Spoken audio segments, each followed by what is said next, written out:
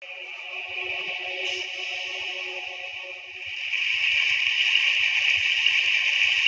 are losing our listening.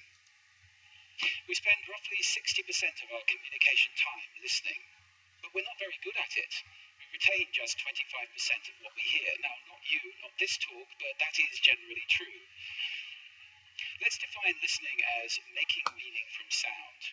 It's a mental process, and it's a process of extraction. We use some pretty cool techniques to do this. One of them is pattern recognition. So in a cocktail party like this, if I say, David, Sarah, pay attention, some of you just sat up. We recognize patterns to distinguish noise from signal, and especially our name. Differencing is another technique we use. If I left this pink noise on for more than a couple of minutes, you would literally cease to hear it. Listen to differences and discount sounds that remain the same. And then there is a whole range of filters. These filters take us from all sound down to what we pay attention to. Most people are entirely unconscious of these filters, but they actually create our reality in a way because they tell us what we're paying attention to right now. I'll give you one example of that. Intention is very important in sound, in listening. When I married my wife, I promised her that I would listen to her every day as if for the first time. Now that's something I fall short of on a daily basis, but it's a great intention to have in a relationship. But that's not all. Sound places us in space and in time.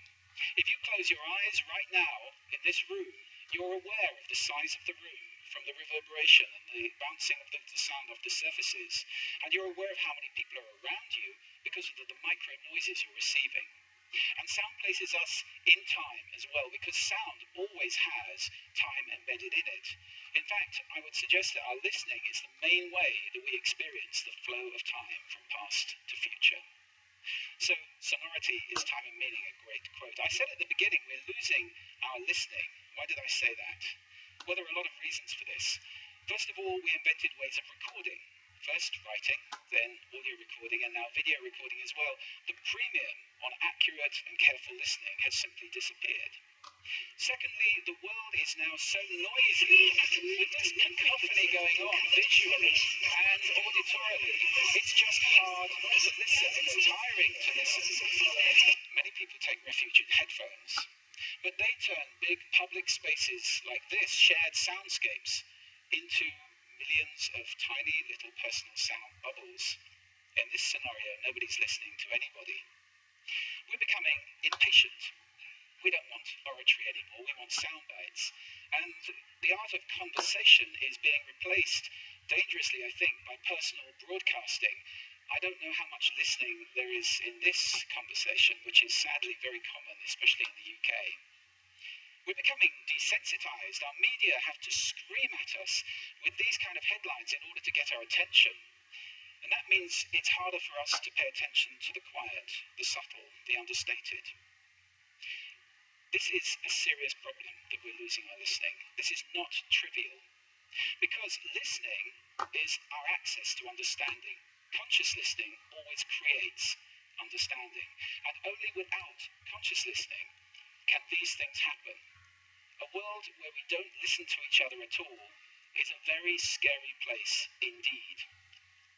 So I'd like to share with you 5 simple exercises, tools you can take away with you to improve your own conscious listening. Would you like that? Good. The first one is silence. Just 3 minutes a day of silence is a wonderful exercise to reset your ears and to recalibrate so that you can hear the quiet again. If you can't get absolute silence, go for quiet. That's absolutely fine. Second, I call this the mixer. So even if you're in a noisy environment like this, and we all spend a lot of time in places like this, listen in the coffee bar to how many channels of sound can I hear? How many individual channels in that mix am I listening to? You can do it in a beautiful place as well, like a lake. How many birds am I hearing? Where are they? Where are those ripples? It's a great exercise for improving the quality of your listening. Third, this exercise I call savouring, and this is a beautiful exercise. It's about enjoying mundane sounds. This, for example, is my tumble dryer. It's a waltz.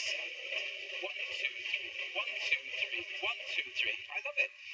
Or Just try this one on for size.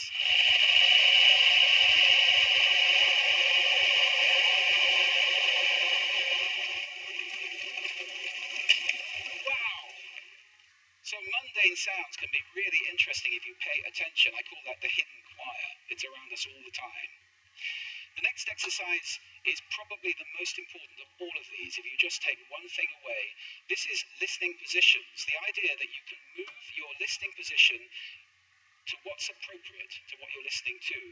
This is playing with those filters. Remember I gave you those filters at the beginning? It's starting to play with them as levers, to get conscious about them and to move to different places. These are just some of the listening positions or scales of listening positions that you can use. There are many. Have fun with that. It's very exciting. And finally, an acronym. You can use this in listening in communication. If you're in any one of those roles, and I think that probably is everybody who's listening to this talk, the acronym is RASA, which is the Sanskrit word for juice or essence. And RASA stands for receive, which means pay attention to the person, appreciate, making little noises like, oh, okay. Summarize, the word so is very important in communication, and ask questions afterwards. Now, sound is my passion, it's my life. I wrote a whole book about it, so I live to listen. That's too much to ask for most people. But I believe that every human being needs to listen consciously in order to live fully. Connected in space and in time to the physical world around us, connected in understanding to each other, not to mention spiritually connected, because every spiritual path I know of has listening and contemplation at its heart. That's why we need to teach listening in our schools as a skill. Why is it not taught? It's crazy. And if we can teach listening in our schools, we can take our listening off that slippery slope to that dangerous, scary world that I talked about and move it to a place where everybody is consciously listening all the time, or at least capable of doing that. Now, I don't know how to do that, but this is TED. And I think the TED community is capable of anything. So I invite you to connect with me, connect with each other, take this mission out, and let's get listening taught in schools and transform the world in one generation to a conscious listening world, a world of connection, a world of understanding, and a world of peace. Thank you for listening to me today.